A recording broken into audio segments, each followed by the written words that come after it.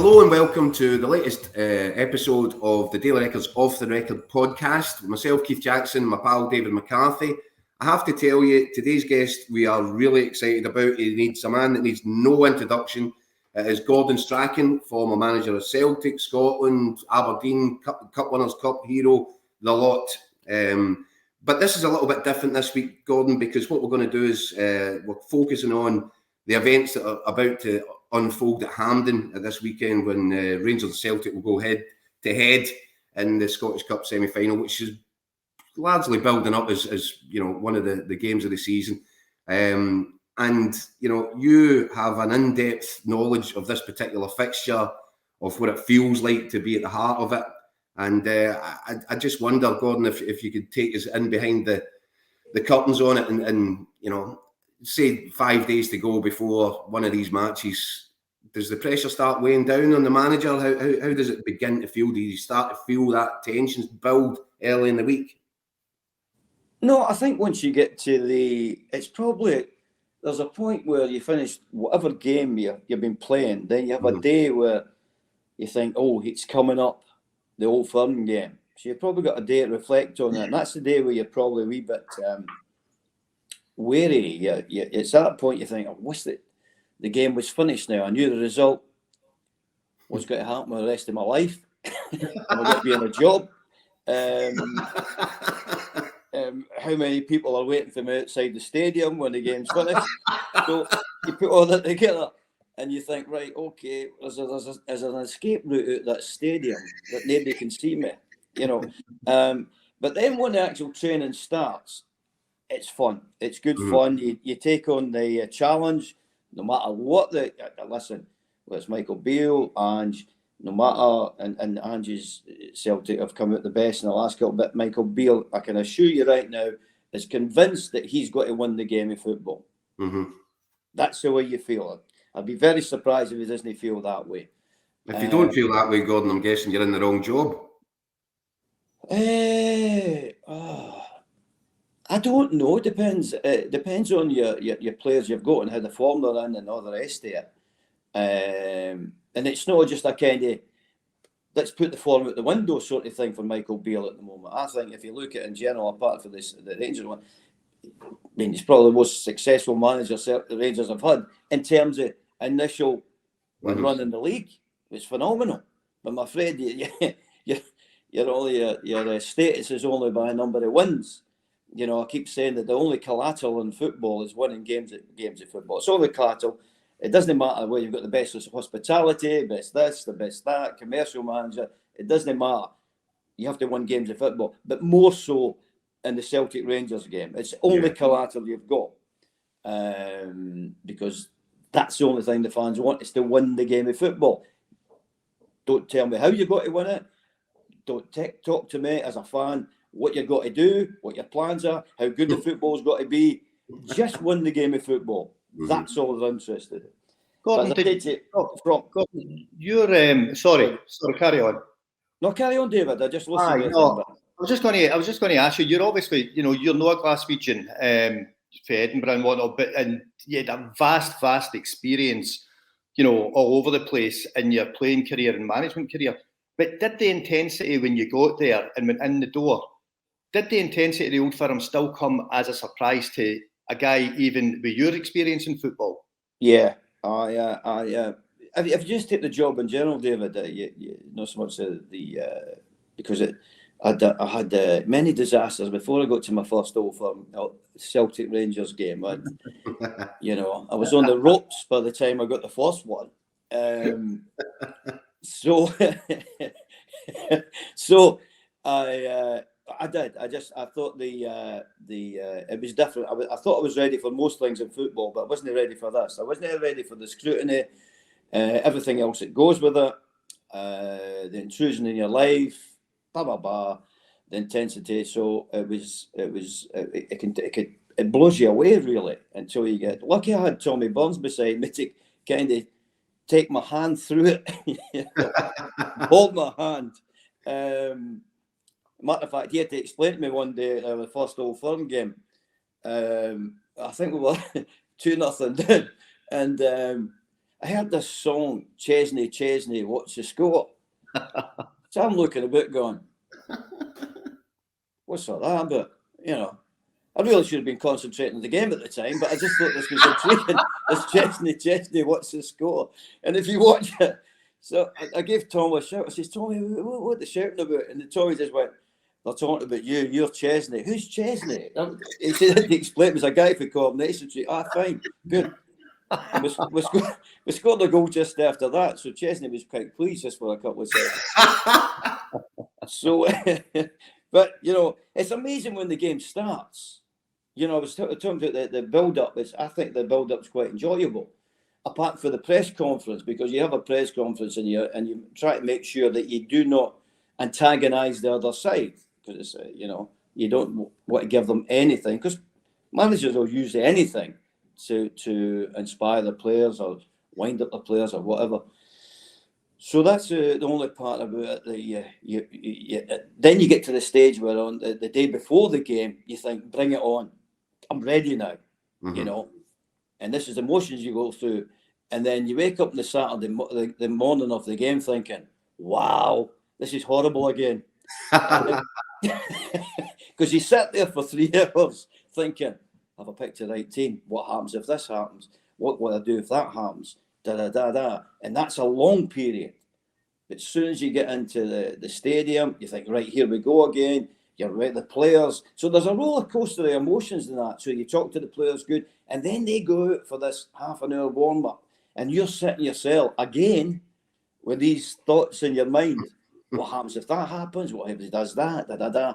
And then when the game itself starts, wonderful. The challenge is there. You get on with it, and you're literally most of the time oblivious to what's going on.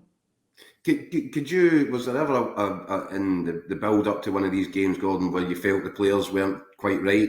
When you're trying to do stuff on the training field and you feel they're not training freely. There's a pressure on them. You've got to watch. Sometimes you think your players are spot on, and you think, yes, I've got it, and then they're useless. And then sometimes you think, oh, it's just, and then they're perfect. There's no the signs. If you ask most managers, you can never really sniff it. You could probably during the week sniff if they're confident in the game and what to do. But that initial bit just before you go out, you think these are ready, and then they play rotten, and then vice versa. So you can never really get it spot on. But as a game where your true character comes out, that's for sure. And for all the talking we do about propaganda before the games, and we talk about confidence and ready to go, it means nothing really until you're on the pitch and you find out people's true characters on the pitch. I've played with many who scream and shout before the game in the dressing room and get out and just go whoosh, nothing. And once you sit there sometimes and say nothing, and their character comes out on the pitch. Yeah, and it's character, because it's usually crunch. Sorry, David. It's usually crunch times. You know, we had to play Rangers twice in 2 weeks to win the league. That's right. And you can tell whether their characters at that point, the bravery on the ball and things like that. If I remember, Gordon, that was the game that was the second game, I think, and it was at Celtic Park. And I think in the first 10 seconds, was it Barry Robson went into one on Christian Daly, a real crunch right in the middle of the park, and you just thought Celtic are on this. That, you know, it was just sometimes it's the first tackle, wasn't it, in games like these? Yeah, well, trust me, that wasn't planned. That was just Barry being Barry. And actually, when he did it, I thought, oh no, he's getting sent off. You know, I did. I honestly thought, oh, that's what you're doing, Baz. Because when you go out and say to the boost, right, okay, the team who loses their discipline and gets too emotional will lose this game. That's a factor, you know. And I thought, great, because sometimes you can wind them up too much, you know. And Barry's just went, and it's come across. I went, oh, right. How we got to play with 10 men now? You know, 10 seconds in. Oh, that was a beauty. Thank you, ref. Who were the guys, Gordon, that really came alive in these fixtures? in your time? Who in particular? Well, it's strange, David, because there's people who relish it, and the Neil Lennons and things like that, and what have you. They were used to that. But it's amazing how some people like even Gary Caldwell, we think, well, he was always cool. And if you think about it, when he made the goal and beat them, whatever it's the second game, that calm, collect, putting passes in where he didn't rush it. So there's a bravery there as well. You know, you've got Barry charging into people and Gary Caldwell being cool, calm, and collect. But you never know where your stars are going to be on the day. But the thing about this game is, I think you set it to be like most games, because there's got to be a point in it where most players are going to have a bad spell, and it's how you deal with that bad spell. Is it too much for you? Just go, right, okay, I'm not having a good day, but I'm going to be a good teammate. And being a good teammate is a runabout, close down. I don't get emotional. I don't crash into people unless you're lucky and get away with it, like Baz was. You know, so it depends who the stars are on the day. You know, people, they're unseen heroes. There's ones who are not playing that well, but maybe their mental strength stays at 8 out of 10. So that means that if he's the lowest, the rest of the players don't fall below him.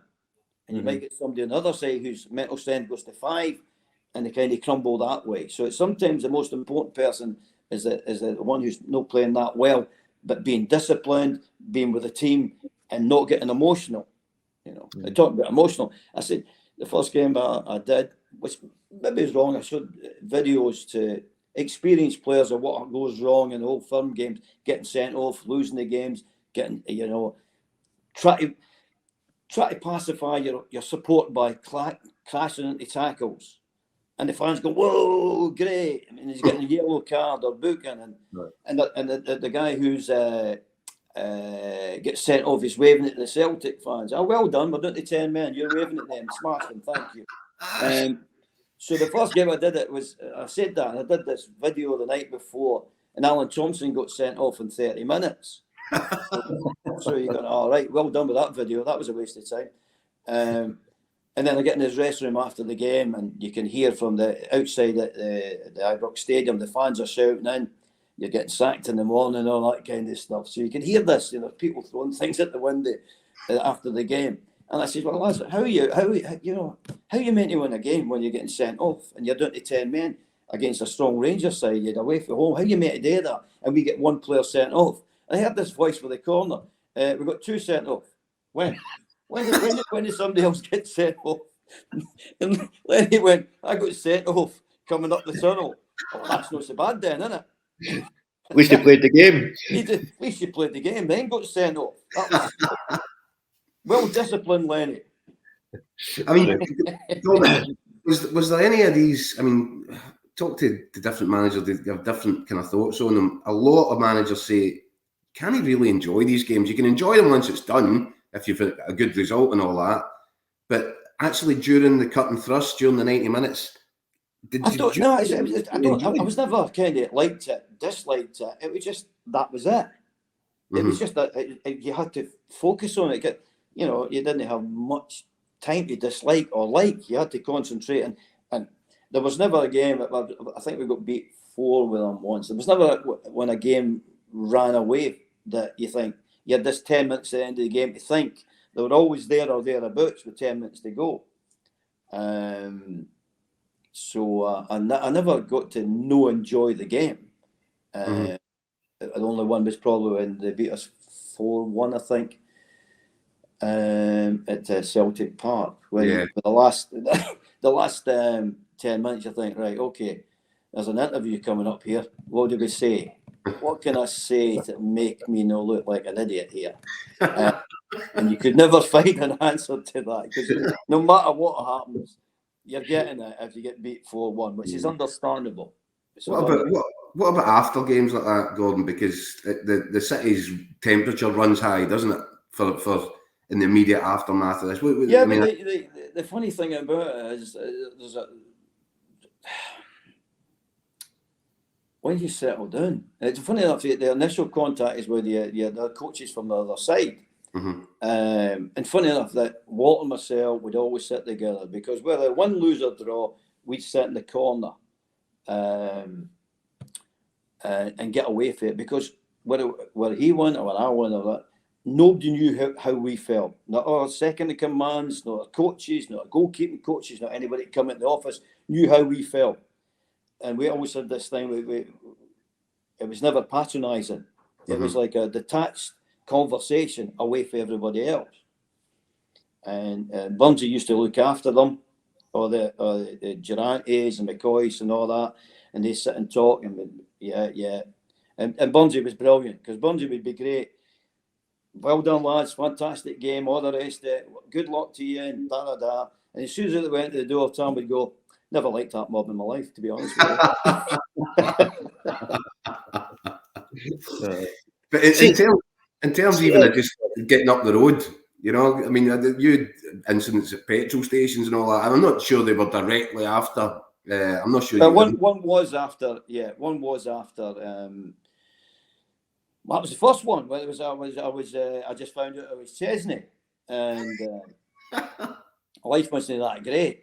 And this kid was singing I was with my mother-in-law and my wife in the car. I was filling up at Bordwell service station, and the guy, the kid, he was about 12, and he was shouting things for his car window, and his dad was filling up the petrol, and his dad thought this was hilarious. He was singing about the score, singing about me, singing about Chesney again, which I got at that point. I knew who Chesney was, and he kept, and his language was poor, and his dad was standing laughing, pulling up his shirt.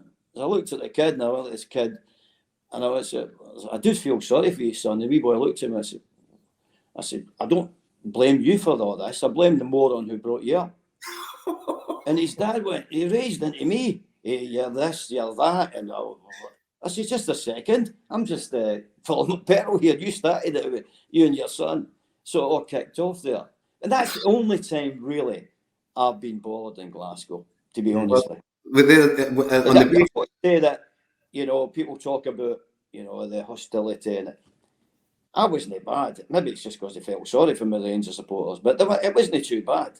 On the basis that every day is a school day, I take it that was the first and last time you went in an Old Firm game with half a tank of petrol? No, it was the day after. It was the day Right. after. To be fair, I didn't want to go out, but I had to go and get some petrol, or I wouldn't have got to training next again, did I? Because you don't want to go anywhere after the game. You don't want anybody to say anything, patronise you. Just leave me on my own, and I can deal with this myself. You know, I have to deal with the hurt that I've got. You have to deal with it yourself. You know, even your wife can't help you, and you know the rest of it. Right? Okay, that was very nice of you, Hen, but nah, you can't help me. I've just got to suffer here until we win a game of football again. You know. So Staying back, Gordon, to what you're talking about in your office after these games, I think a lot of people will find that it's something that's quite illuminating, that the managers, despite the intensity, the heat of that battle, will still go in, and you'll be probably even more than civil, because you and Walter obviously had a greater respect for each other than just being civil with each other, if you understand what I mean. But yeah, was that never really awkward at times? Not at all. A big flashpoint during the game. We all had an empathy for each other. We knew what the circumstances were. We knew how your week would go after that. We had an empathy, and it's just like myself and Alec McLeish was a manager. We went out for a meal when I first got to Celtic, and we went out, and you could see people looking at you, and then we decided after that we can't do that again. You know how much alike, you know, the rest of it, and we like each other's families. We just can't do this again, because we're actually sitting at the table looking at each other and smiling and talking about the times and doing about this, knowing fine well that one of us has got to get the sack. One of us has got to go. One of us' lifestyle's got to change, and it's not going to be good, and it's not going to be funny, and it's got to be agony for us. So, you know, but we do have an empathy and I did that with the managers. And only the managers can have an empathy, because you don't really know what it's like. As I said to you, you think you know what it's got to be like, but you don't really. You don't really know what it's going to be like. But saying that, I've got to say that for all the stuff that, the darker moments, that I wouldn't have changed it for the world, because it makes you, if you can deal with the Celtic and Rangers thing and come out reasonably sane, you can go anywhere in the world and manage. Seriously, you can do anything. It's funny you've mentioned that, because that is a fact of the matter, isn't it, Gordon? That in this city, in this particular rivalry, you can be doing an excellent job as a manager, but see if the other guy's doing better, then you're screwed. You're screwed. This conversation of Michael Beale had that. I don't know how many wins in the trot, which is phenomenal, but it doesn't count. No, it doesn't in the football world. For people look at Michael and go, "Well done, Michael. That's great." And I can see what you've done. You've changed it back to the system that you like. Mm-hmm. You've taken it from Gio's kind of thing with the white guys. You've got Brian Kent going back in, allowing Barisic to go there. And we can see the job you're doing. You've got a nice setup when you're defensively. You're beating everybody else. Unfortunately, you're just not getting it. So we have to ask questions. We don't really want to do it, because we actually know you're doing a good job, but we'll ask questions anyway, Yeah. It's unfair, isn't it? That one is unfair. And as you said, with you and Alex, and it doesn't matter how good your own individual job is, if they're doing just that little bit better, if they get better players, you're not going to last. And that's just a fact of life. I don't know if there's a luck factor comes into it now and then. Or you can have something like great goalies over the years. If you look at Andy Gordon, you look at Boris, they've goalies come into it. And I don't know, you might tell me, has there been great goalkeeping performances in the Old Firm that have saved them recently? It's because if you think about the Borises and the Gorons, and you're usually going, oh Jesus, So that's an unusual one. I've not seen goalkeeping. I've seen good goalkeepers, but have we seen goalkeeping? And I'm not saying they're throwing the ball in the back of the net, but just the wonder days when the goalie comes out and starts. I think Gordon, there was one where McGregor saved from Lee Griffiths at Ibrox, which is a save that he's got no right to make. And I'm right. I think Rangers won that game, and that's probably the last example I can think of. Yeah. So looking forward to this final. The semi-final. Well, it does feel like a final, though, doesn't it? I mean, I know that's been very disrespectful, but it feels like a final. I think this is a winner-takes-all semi-final. When you look forward to it, really difficult to analyse before a ball's been kicked. Mm-hmm. But where do you think this game will be won and lost, Gordon? Where, tactically? Well, it's not going to change with Ange. That's it. Mm-hmm. That's what you're getting, which is great for the players because it's no confusion. I didn't do that for big games like that. I'd have my tactics, but then now and then you see something like we played in the League Cup final against Rangers, and normally we play Samaras and Jan Werner Guri Hesselink, two big guys. But then I realised that David Weir, the other centre half, can't remember his name. I'm very sorry about that. We can bring it up. I thought they're comfortable with playing they two, but I played McGeady and McDonald up front just to run about everywhere and be elusive, and that worked too.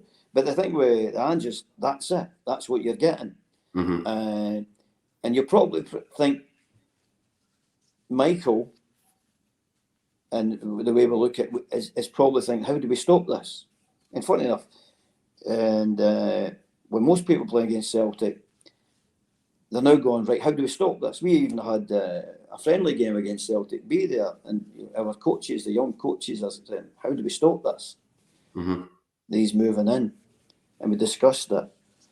And so we had a plan, but unfortunately you can't play 13 players. So we filled all the spaces in. It's all about being better players actually as well. Mm-hmm. You know, there's systems. If you look at it, Celtic got beat with Real Madrid and these times, but there's probably overall the better players are in their teams. That's what makes Yeah. a difference. Players will make a difference, that's for sure. But the system that Angie's got is wonderfully exciting. Michael's got to go, right, let's tweak it a bit. But I wouldn't change that much from his way attacking, because I think there's enough in there to cause havoc. So you don't want to think, right, okay, spend my 5 days how to stop Celtic. You know, I think that'd be a negative way of doing it. I think, and Michael's clever enough to go, right, okay, this is how we attack Celtic. This is what we do when they get ball back. But when they've got it, this is what we do. So, I think it probably for that, Michael will be 80% attacking, 20% defending. Whereas, here we go. I'm not saying they don't defend. They're far from it. They defend from the front. But it's week in, week out, the same thing with Ange. So it's great for the players that they're never going to have to change. They don't have to change. It's not going to affect them. So it's wonderful that you can do that, and it's wonderfully brave that you can do that as a manager. Did you see signs, Gordon, in that last game at Celtic Park where Rangers off the ball seem to improve in the terms of the pressing and not allowing Celtic the time to dictate, getting over, Callum McGregor, shutting him down, shutting the routes. I thought there was quite a bit of that in that match, which is probably a decent blueprint. I think what Rangers lacked was what they did on the ball. Yeah, but even in the game previous to that, at the cup final, was it cup final? Mm-hmm. Yeah. When people were really disappointed with Rangers, but if you look at it, and I say, well, okay, they didn't do much, but I think, I may be wrong, I think up the 41st, 42nd minute, Celtic only had 2 attempts on goal at that point. Mm-hmm. So it wasn't that bad as people may do. And I was at the game, I was doing the game. And I think people round about me thought, Rangers are not doing much, not doing that. But there wasn't much going on in the game, full stop. I thought it was a poor game, that one. Yeah, but there wasn't much going on. For me, it was interesting to watch the way they went about it, Rangers. But I just thought that, and I think the general opinion was quite right, after about 40 minutes, 35 minutes, that Rangers in the middle of the park, in particular, because a couple of the boys had not played many games, ran out of legs. Mm-hmm. And that's, so it wasn't I don't think it was a disaster by any means. Big people made it to be this ridiculous disaster. I didn't think that with Rangers. I think that their shape was decent. I just thought they ran out with legs with about 8 minutes to go from half time. Then Celtic, I think, got a chance then. So I didn't think it was that bad at all. So I don't think they're too far away, Rangers. But just like in football, that fitness is a big factor, huge factor. Mm-hmm. It's okay, how long can you stay with Celtic at that level? Right. And then if you've not got that fitness, as I said to you, with 8 minutes to go, if you look at the fitness of 1 or 2 in the middle of the park with Rangers, that's when Celtic started to grow. Mm-hmm. So there's a fitness thing. Then there's an individual thing, people taking people on. Yeah. They're problem solvers. We're all about Jota, people like that, taking people on. So the responsibility is, who's Rangers got to take people on? And, you've got Ryan Kent. You've got people like that. The other lad that plays up Salaka or something like that. Sakala. Yeah. Right. They've got pace. They can beat people. So everybody has a special ability, right? Lundstrom is strong, passes the ball, da. And it's simple. And Jota, what do? I beat people. Well, beat people then. That's your job. These people up the back, they head the ball, crash into tackles, cut their head, whatever. Your job is to beat people and take a tackle. And the same with Ryan Kent and people like that. Mm-hmm. Your job is to beat people. Steen used to say that. He said to me in front of a big crowd of players with Souness and all these boys, is it fair to say, wee man, if you're not beating people, making chances, you're not used to us? I suppose you've got a point there, isn't it? But everybody in the room looked to me like that. And I'm going, I suppose he's right. It is. It's quite simple. The words that Joe says are really simple. You've got a job to do. The defenders have to tackle, put their head in front of it. You as forwards have to beat people and make things happen. And that's the hardest job, by the way. That is the hardest job. Would you have fancied it on that Hampden pitch? Because see, for me, I felt the pitch really undermined the quality of the final, and I'm hoping it's in better nick for this one, because I'm really hoping for a showpiece between these two. If you've seen the ball at Man City Bayern Munich last night, and that super surface, the ball zooms across the pitch, and also as a player, there's a bit of traction in these pitches. I think at Hampden there's lesser traction than you do in these top pitches, so the ball moves a bit slower, and actually running with it is a wee bit harder, because I walked in, it's a spongy sort of surface. But the one you seen last night was yeah, is that about right? The other thing for the semi-final, Gordon, is that obviously it's another 50-50 split of the fans. What's your take on the situation? When in your day, when you went to Ibrox, you had 7,500 Celtic fans behind one goal, and it just added to the spectacle, didn't it? It would be great if they could get back to that kind of thing, because do you feel it takes away from the spectacle when you've not got that? There's the colour, the noise, but what's in the noise at times is hugely disappointing. I think we'd agree with that. That's the problem. Do you protect the rest of the world from that? That nonsense we have to deal with. So I'd like to see the noise coloured back, but I want to see the songs, the historic songs. They want to see that back. They really want to hear that. Maybe no. They want to have people fighting in the streets and saying that. I don't know. So there is pros and cons for this. But we'll never get it right. It's funny, and it reminds me going. I was in the World Cup and I was with Gus Poyet and Ian Wright, and we're at an Argentina game. I can't remember who they're playing, but the atmosphere is wonderful. I mean, wonderful. And then Gus Poyet said to me, "It might look good and stuff, but what they're saying is horrendous. To any Spanish people around the world, this is absolutely horrendous." So I worry about that. That's the kind of worry about. I worry about that. Right. Well, look, we'll wrap this. I've got to say that it is the best spectacle in football. I think the atmosphere is incredible. I mean, we even if you're sitting in the press box, Gordon, at one of these matches, you can feel it building up from your feet. But if you're taking a guest along or something like that, and they go, "Oh," there's a disappointment. If you actually know what you're hearing, but in saying that, you get that the Man United, the Leeds, Liverpool, and all that now. The tragedy nonsense now. So it's not just confined to Celtic and Rangers. But as I say to you, I've got to say that it's great for the branding of Scotland, that game, if you just take away the nonsense that you're hearing. It was a pity we just didn't have some sort of button that when that went off, we could electrocute everybody singing that. Press a button, you've got someone on the list that electrocutes you. The noise and colour's great, but shut up. Right, listen to the last one on this before the semi-final. You want to talk about my career now? Yes, that's what I want to talk about. So, but before we do that, before we do that, would you give us a prediction? How do you see this one going? Give us your prediction for how it plays out. Semi-final. Right. Yeah. Listen, obviously I want Celtic to win. There's a family thing involved here as well, and there's a friendly thing. But I've got to say, I think that the teams. I said the last time. I think it's me to you, Keith. It's not often you get two teams on the semi-final getting together and being so close in terms of results building up.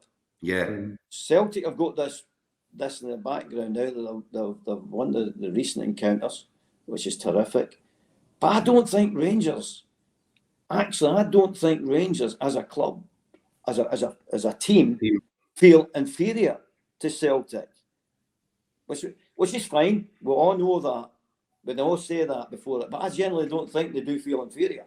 And I do think they can get a result. But I think Celtic, in just at the moments where you need an individual bit of flair, I think there's a bit more there in the Celtic squad than there is in the Rangers squad of changing games. Yeah. And maybe that wee bit of fitness level, which they've got. And saying that, they're not at home with the balls come flying in left, right, and centre. So it's interesting. It's really interesting game. But I'll take Celtic to win, obviously. They've obviously got a wee guy that scored 5 goals in the last 3 games against Rangers as well. And he's pretty impressive, Kyogo, is he not? He's everything I like about a striker. He's not the biggest, but his first thought is how they're getting behind you. Well, the first thought is how they're getting behind you. I'm going behind you, no matter what happens. Mm-hmm. And if you go back the way, there'll be space to play in between the lines. So I love the mentality. Then that's the thing that Angie's brought to the club. How do you get in behind? Wingers, first thought is behind. Striker, in behind. And if there's gaps appear, we'll play in between you. So Kyogo is, and he's a first line defender. No, they cannot, whatever you plan on building for the back, he makes it nearly impossible. And the funny thing about it is, and strikers all in Scotland should look at. I watch strikers in Scotland and kind of closing down, and it's really 5/8 to 3/4 because that's the way they do it. But him, it's 100%, absolutely 100%. Amazing you say that, because see if you look at the goal, the Jota goal in the last game at Celtic Park. There's a camera angle from behind the goal where McGregor is thinking about coming to take the ball, deal with the ball. But Furuhashi, Kyogo makes this run, a dart, full pelt, about 40 yards to get across to shut off the one pass that McGregor had on. Yeah. And at that point, McGregor hesitates, which is... So I'm not sure there's other strikers in Scotland that make that run. It was incredible what... Well, do you know why they don't do it? They're not as fit as Kyogo. Other strikers think, if I close down as quick as that, when the ball comes to me, I'll be tired. And that's why we try and make players super fit. Mm-hmm. He doesn't mind. He'll charge after you, but he's that fit when the ball comes back to him. He's still fit. Right, brilliant, Gordon. Well, look, here's hoping that it's the spectacle that we want it to be. And by the time that we sit down for the second part of this, which is going to be far more Gordon Strachan based, at least we'll all know what the score was.